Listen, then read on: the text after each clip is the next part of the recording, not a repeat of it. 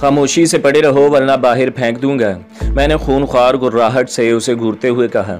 वो ज़रा खौफज़दा नज़र आने लगा। मैंने इसे इसी तरह पड़े रहने का हुक्म दिया। मैं अब खासी तेज़ रफ्तारी से ट्रक चलाए जा रहा था। जैसे ही मैं बड़ौदा की शहरी हदूद में दाखिल हुआ, मैंने ट्रक रोक दिया और लक्ष्मण दास से बोला, लो संभालो अपना ट्रक। मैंने अहमदाबाद से बड़ौदा तक ट्रक ड्राइव करके कीमत चुका दी है। ये कहकर मैं नीचे उतर आया। वो कुछ बिड़बिड़ा रहा था।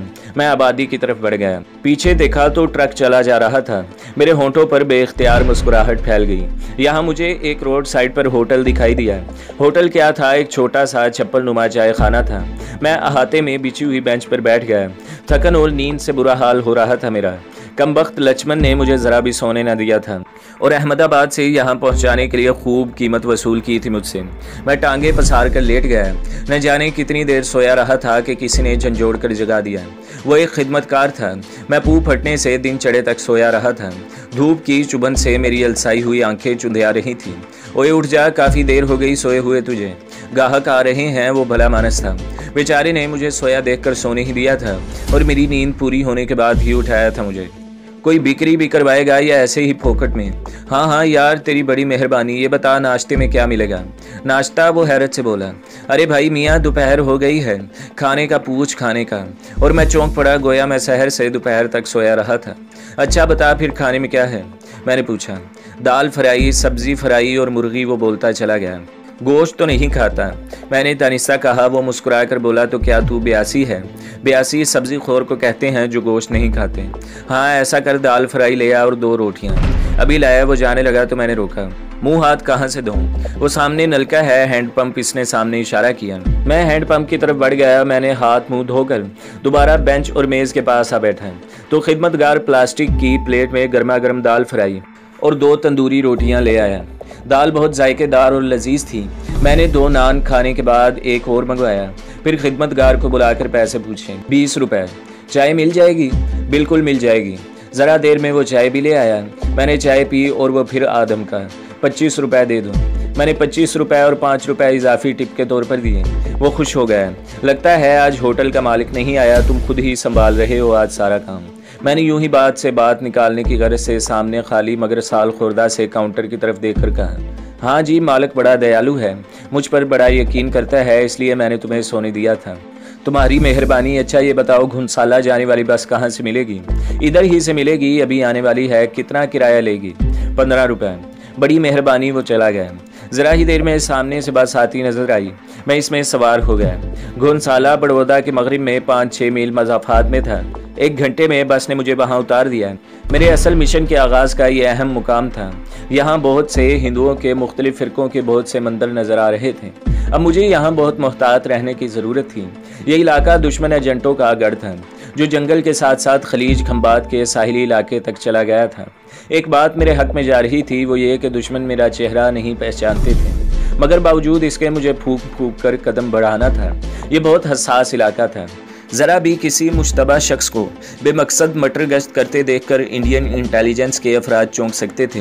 ताहम मैं भी चौकन्ना नज़रों से गर्दोपेश का जायज़ा लेता हुआ आगे बढ़ रहा था। अपने मिशन के नज़दीक पहुंचकर मेरे दिल की धड़कनें जोश से फजू तर होने लगी। इस वक्त शाम के 5 बज रहे थे। मैंने ये वक्त इधर उधर मुख्तलिफ मंदिरों में घूमते फिरते गुजारा था।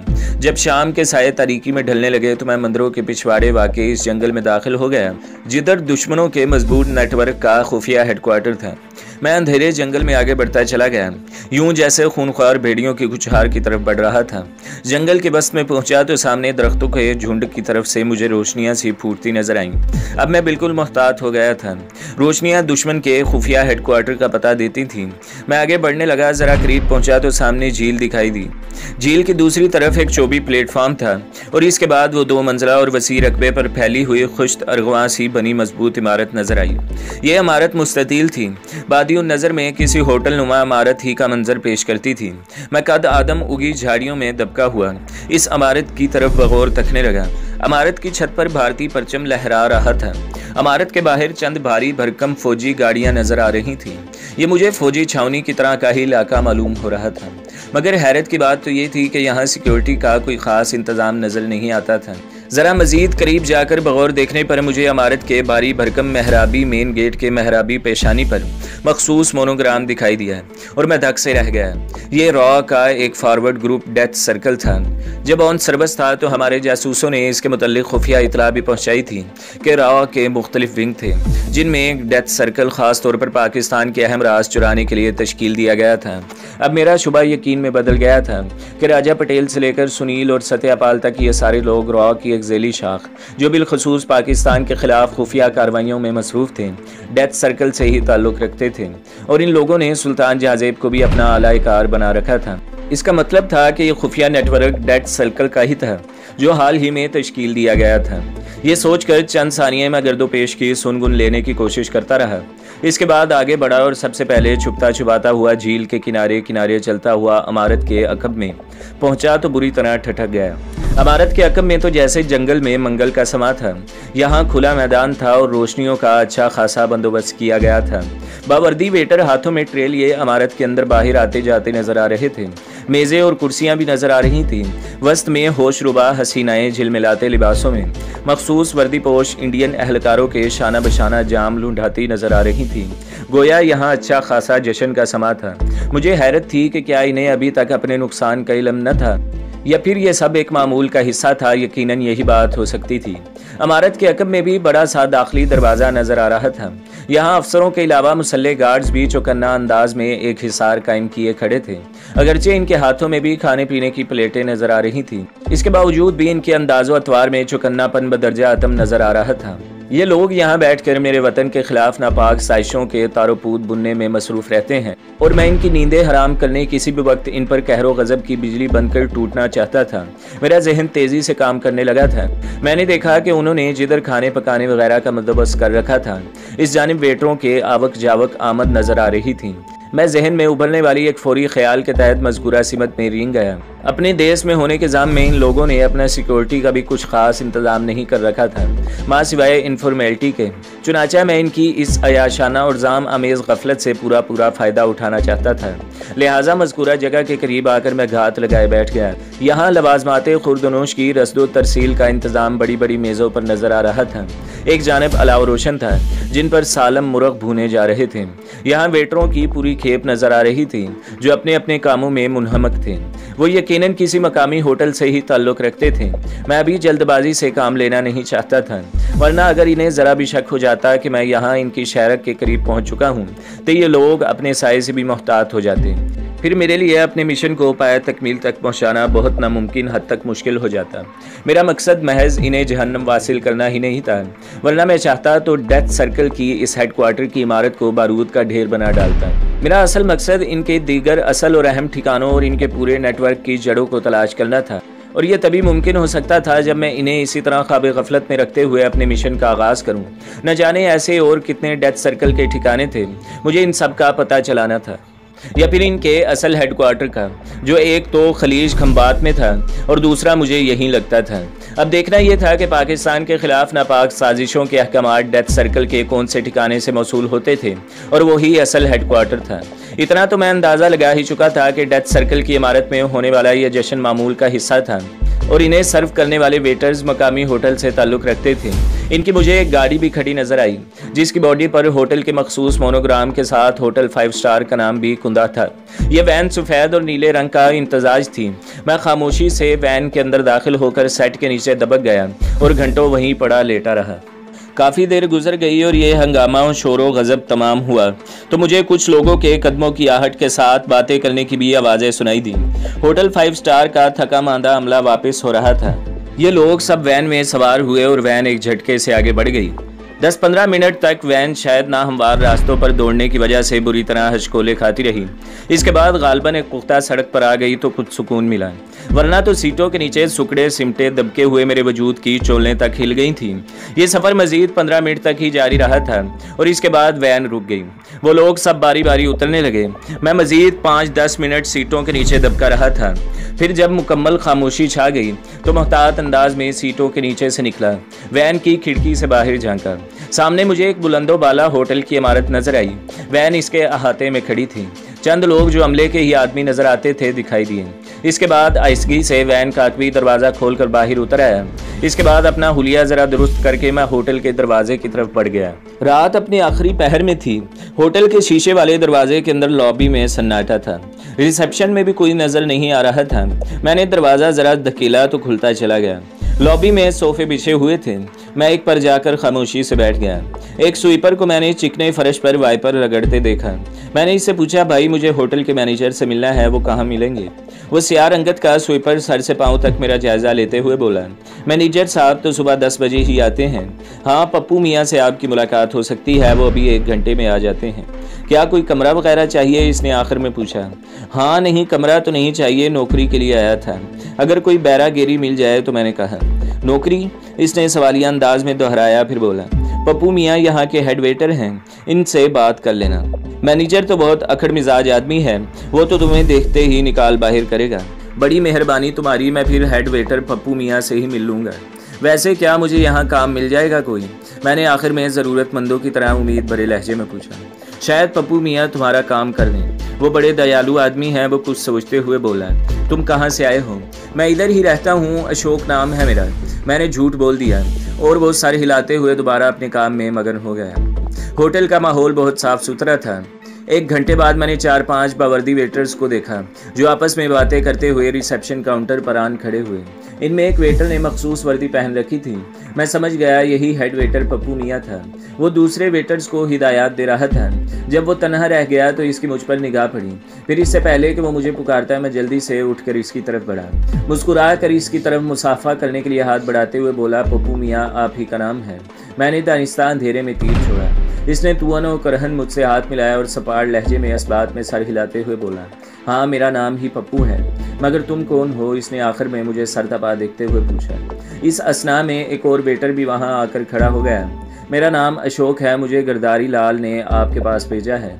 अगर मुझे आप यहाँ कोई काम दिला दें तो आपकी बड़ी मेहरबानी होगी। मैंने एक और झूठ बोला। दूसरा वेटर चौंक कर मेरी तरफ देखने लगा, जबकि हेड वेटर पप्पू ने अपना सर झुकाते हुए कुछ याद करने की कोशिश करते हुए कहा, गिरधारी लाल नाम तो सुना हुआ लगता है, मगर जहन में नहीं आ रहा। क्या करते हैं साहिब? मेरा अंधेरे में छोड़ा हुआ तीर कुछ निशाने पर लग रहा था। इसकी वजह यह थी कि गिरधारी लाल वहाँ एक आम और बहुत से लोगों के लिए इसमें कसीर था। मैंने खुश इखलाक से मुस्कुरा कर कहा, वो जी गिरधारी लाल वही हैं जो कपड़े के व्यापारी हैं। इस बार मैंने मुख्तसरन कहा ताकि वो ज़्यादा उलझन का शिकार न हो सके। अच्छा, कितना पढ़े हुए हो तुम? इसने आखिर में कहा और मेरा दिल कामयाबी की उम्मीद पर यकबारगी धड़का। मैंने इंटर किया है, अंग्रेज़ी फरफल बोल लेता हूँ, मैंने जल्दी से कहा। मेरा जवाब पर इसने मुझसे वहीं खड़े खड़े अंग्रेज़ी में इंटरव्यू शुरू कर दिया। मैं इसे जवाब देता रहा, अंग्रेज़ी तो तुम्हारी वाकई बहुत अच्छी है, आदमी भी सुलझे हुए दिखाई पड़ते हो, मगर यार ये गिरधारी लाल नामी आदमी अभी तक मेरे जहन में नहीं आ रहा। वो उलझ कर बोला। इस कमबख्त की सुई गिरधारी लाल पर अटक कर रह गई और फिर इससे पहले कि मैं कुछ कहता कि इसके करीब खड़े साथी वेटर ने इससे कहा, अरे पप्पू मियाँ, यहाँ तो बहुत से लोग आते जाते रहते हैं, होगा कोई? मेरा तो ख्याल है इसे विक्रम की जगह पर फ़िलहाल आर्जी तौर पर रख लेते हैं। वो पूरे 1 महीने की छुट्टी पर भड़ोंच गया हुआ है, बाद में सोच लेंगे। अब मुझे कुछ उम्मीद सी होने लगी थी। हेड वेटर भी कुछ सोचने लगा, फिर बोला, वेटरी का तुझे कुछ तजर्बा है? वो जी तजर्बा तो नहीं है, लेकिन इंसान को बाइखलाक और सादतमंद होना चाहिए, वो इसका काम बुनियादी अंसर था। तजर्बा भी आ ही जाएगा। मैंने अपनी आहिनी फिरासत के मुताबिक चालाकी से कहा। वो मेरी मुनकसरुल मिजाजी से मुतासिर आने लगा। तुम रहते कहाँ हो? इसने आखिर में एक अहम सवाल पूछा। सर जी वैसे तो मैं इधर ही अपनी एक विधवा बेवा मूसा के यहाँ रहता हूँ, मगर मेरा इस इनकसार में और कोई नहीं है। अगर मुझे इधर ही रात गुजारने के लिए कोई कोना खदरा मिल जाए तो मैं 24 घंटे भी खिदमत देने को तैयार हूँ। पप्पू साहब अब तो इस बेचारे को रख ही लो, ज़रूरतमंद भी है, हम सब के भी काम आएगा। दूसरे वेटर ने हेड वेटर से मेरी सिफारिश की। अच्छा ठीक है, पर बिलाखिर हेड वेटर पप्पू मियाँ ने इस बात में सर हिलाया, मगर हम पहले तुम्हें विक्रम की जगह पर आर्जी तौर पर रख लेंगे। अगर तुम्हारी कारकर्दगी अच्छी हुई तो विक्रम के लौटने के बाद तक कोई जगह भी खाली हुई तो तुम्हें मैनेजर साहब की सिफारिश करवाने की ज़रूरत करूँगा। वो तुम्हारी मुस्तकिल नौकरी का बंदोबस्त भी कर देंगे। बड़ी मेहरबानी जी आपकी, मैं आपका ये एहसान सारी ज़िंदगी नहीं भूलूँगा, मैंने खुश होकर कहा। इसके बाद इसने करीब खड़े वेटर से कहा, शंकर तुम इसे सर्विस रूम में ले जाओ और विक्रम की वर्दी इसे दे दो, काम भी समझा देना। बहुत अच्छा जी, शंकर नामी इस वेटर ने फ़ौरन सर हिलाते हुए कहा और मेरी तरफ देखकर बोला, आओ मेरे साथ। मैं इस बार फिर हेड वेटर पप्पू मियाँ का शुक्रिया अदा करके शंकर के साथ हो लिया। वो मुझे ग्राउंड फ्लोर के एक बेहतरीन गोशे में बने हाल कमरे में ले आया। यहाँ मेज़, कुर्सियाँ, बिस्तर बेतरतीब बिखरे पड़े थे। दीवार गिर अलमारियाँ भी थीं। अटैच बाथ भी था। मैंने अंदाज़ा लगाया कि यह होटल के अमले का कमरा था। शंकर ने मुझसे कहा, भगवान की कृपा हो गई तुम पर अशोक, कि तुम्हें आर्जी ही सही नौकरी तो मिली। अब दयानतदारी और मेहनत से काम करना। और हाँ, मैनेजर साहब ज़रा अखड़ मिजाज आदमी हैं। कोशिश करना इनसे तुम्हारा कम ही सामना हो। जो भी लेना देना करना हो वो अपने हेड वेटर पप्पू मियाँ से ही करना। बहुत अच्छा, मैंने सादतमंदी से कहा। और हाँ, वो आखिर में राजदाराना सरगोशी में बोला, ये अपने मैनेजर साहब और पप्पू मियाँ की आपस में कम ही बनती है। मैनेजर का तो बस नहीं चलता कि वो पप्पू मियाँ को खड़े खड़े नौकरी से बाहर निकाल करें, मगर चूंकि हम सब साथी वेटर पप्पू मियाँ का ही साथ देते हैं और होटल का मालिक भी हमसे खुश है, इसलिए कमबख्त मैनेजर की दाल नहीं गलती। इसलिए तुम पप्पू मियाँ से ही बना कर रखना। वो बड़ा दयालु मेहरबान आदमी है। बहुत अच्छा, मैं समझ गया। वैसे होटल के मालिक का नाम क्या है? मैंने पूछा तो वो बोला, होटल का मालिक बहुत बड़ा आदमी है, धनपत राय नाम है इसका। इंडियन इंटेलिजेंस के एक बड़े अफसर कर्नल RD गुप्ता से इसके बड़े गहरे मुरासिम हैं। चलो अब तुम नहा धोकर तैयारी पकड़ो, मैं तुम्हारे लिए नाश्ता लेकर आता हूँ, फिर काम में लग जाना। ये कहकर वो चला गया। मैं इसकी आखिरी बात पर सन्नाटे में आ गया। इसका मतलब था कि डेथ सर्कल के अहलकारों को मामूल के मुताबिक जश्न की अयाशी होटल का मालिक धनपत राय ही फराहम करता था, और कोई बैद न था कि colonel RD Gupta death circle का ही आला अफसर रहा होगा। अब मुझे धनपत राय और RD गुप्ता की आपस में गहरी दोस्ताना मरासम की वजह भी समझ में आ गई। इसका मतलब था कि मैं बिल्कुल दुरुस्त खतूत पर अपने मिशन को आगे बढ़ा रहा था, मगर इसके साथ साथ मुझे अब हद दर्जा मोहतात रहने की भी ज़रूरत थी। मुझे अपने पाँव जमाने के लिए बहुत अच्छी जगह मुयसर आ चुकी थी। बेशक आर्जी ही सही, लेकिन अगर बकौल शंकर के मैं अपना काम पूरी तंदही के साथ करूं और हेड वेटर पप्पू मियाँ से बना कर रखूं तो यकीनन मेरी ये नौकरी मुस्तकिल भी हो सकती है। मगर बावजूद इसके मेरी कोशिश यही थी कि मैं अपना मिशन 1 माह के अंदर अंदर ही पाया तकमील तक पहुंचा दूं। अलबत्ता मैनेजर की तरफ से मुझे मोहतात रहना था। बकौल शंकर के वो एक अखड़ मिजाज आदमी था। इसकी हेड वेटर पप्पू मियाँ से ज़ाती चपकलश चलती रहती थी। मैनेजर का नाम अब तक मुझे मालूम न हो सका था।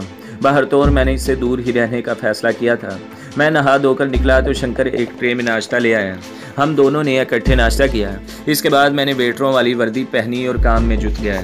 जल्द ही मैंने अपने दीगर साथी वेटरों से भी अच्छी खासी बना ली। इसकी वजह यह थी कि मैं इनके हिस्से के काम भी कर दिया करता था। तो दोस्तों, अगली किस्त देखने के लिए हमारे चैनल को सब्सक्राइब करें, वीडियो को लाइक करें और बेल के आइकॉन को भी दबा दें, ताकि हर जो आने वाली वीडियो है वो आपको सबसे पहले मिलती रहे।